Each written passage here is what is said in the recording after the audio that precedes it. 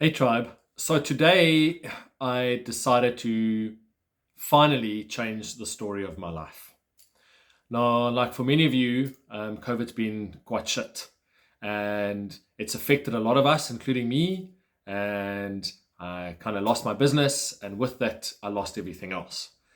And I kind of like find myself almost repeating the story about who I am and what's been happening to me. And this is almost as if it's defined who I am as a person. And I've been toying with this idea for quite a while now, but I just kind of like couldn't take action. I couldn't kind of move forward. Um, I think, there's a lot of self doubt, the ego, the things that happen in your mind, and all the kind of stories that you tell yourself about why you cannot and shouldn't change your life. So I decided to make this video and just kind of take you through what's been guiding me through this last while and what brought me to this moment in time. Now, all of us have a story. It could have happened to you now. It could have happened to you recently. It could be the loss of a family member, the fact that you lost your job. It could have been a life-changing moment that happened to you some time ago. And for some reason, this is something that sticks with you and defines the way that you act and behave. Now, to give an example, a few years back, I met a lady, and in the first couple of minutes of that conversation, she told me about the fact that her small children passed away from an illness. And she immediately pulled out a little album with pictures of them, very cute, and she was quite traumatized by what happened. I then asked her how long ago it happened, and she then said to me, 16 years prior. Now that is intense. I mean, my knee-jerk reaction, first response to her was, girl, you need to move on. You need to let it go.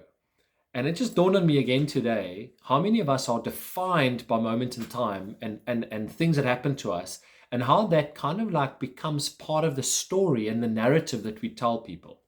Oh, my dad had a stroke, so I had to buy a bigger car. I something happened in my life, and therefore it's justifying your behavior.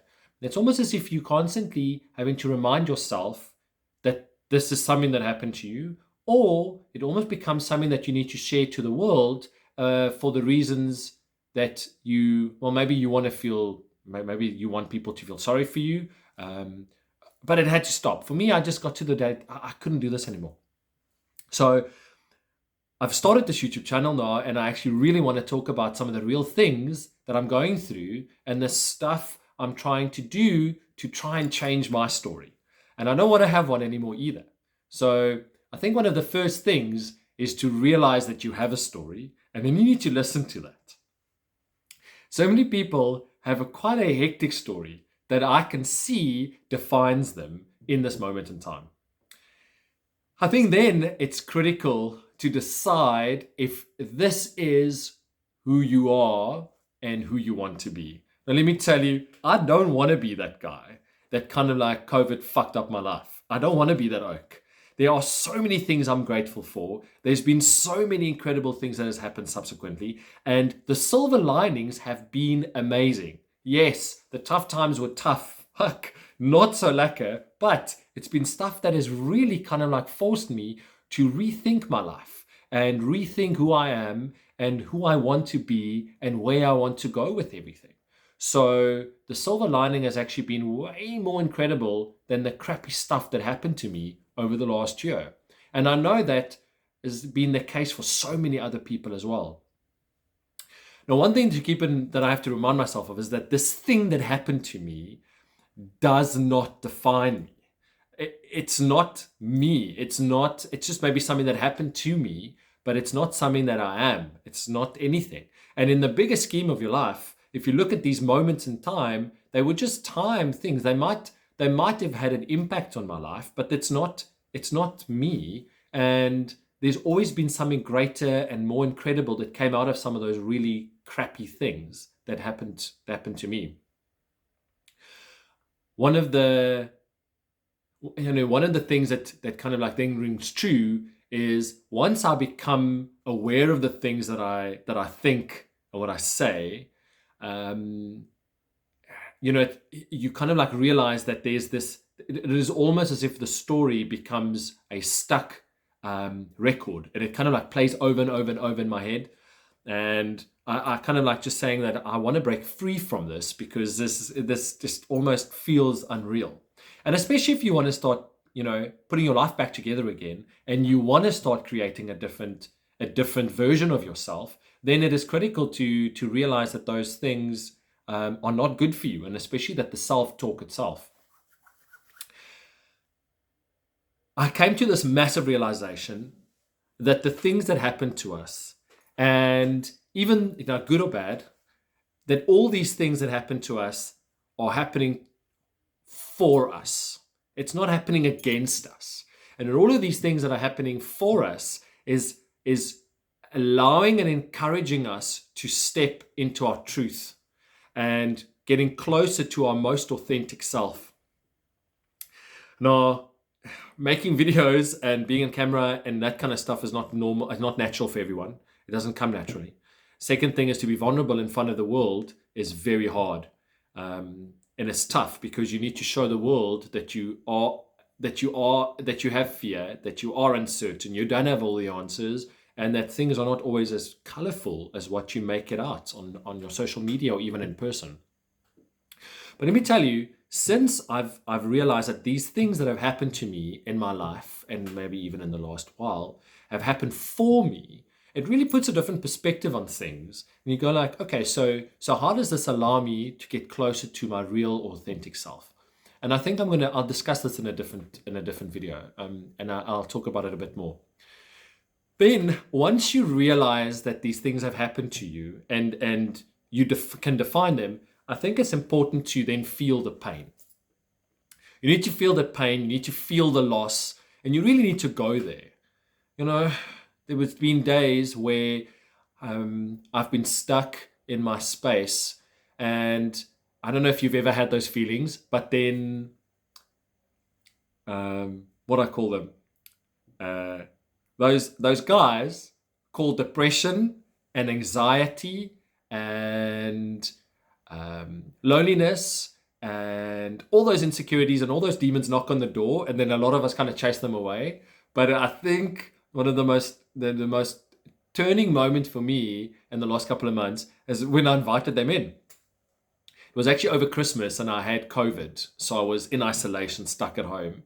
And I thought, I'm going to invite all of these demons into the space and I'm going to have a conversation with them. And we started having this chat, and then all the insecurities that come up and all the things about not feeling good enough and not worthy and all those things. And the conversations have started happening, and I have to kind of really dig deep to try and understand where they come from. But in some cases, I've had long cries, I've had tough days, I've had hard moments about realizing that these things are just stuff. They happened to me, they were not so cool, and I want to and I need to move on from them. Then it's important, I want to have a different life, guys. I think when COVID happens to so many people, and I'm going to use it just as an example because these defining moments happen in different times of our lives as well. It doesn't have to be COVID. But for me, it's forced me into almost like a great reset. And it's now saying, okay, Ernst, so who do you want to be? What is the life that you want to live? Who are the people that you want to surround yourself with? What is it that's going to bring you joy? And it's hard because we've all been programmed to think that we need to have a flashy car, live in a certain address, look a certain way, do a certain job, mix with certain people. And I'm just going like, fuck it. I want to do things and spend my time doing things that really make me happy and really makes me excited and really gives that I have passion for. So get that, understand that, think about that life that you want to live and think about the person you want to be. And it's actually quite liberating if you think about it, but it is quite challenging to get there. So I'm not saying that this road is easy, and it's taken me months to get here, but it's definitely worth it. Then You need to be that person. You need to be that person in your thoughts. You need to be that person in your words and especially in your actions.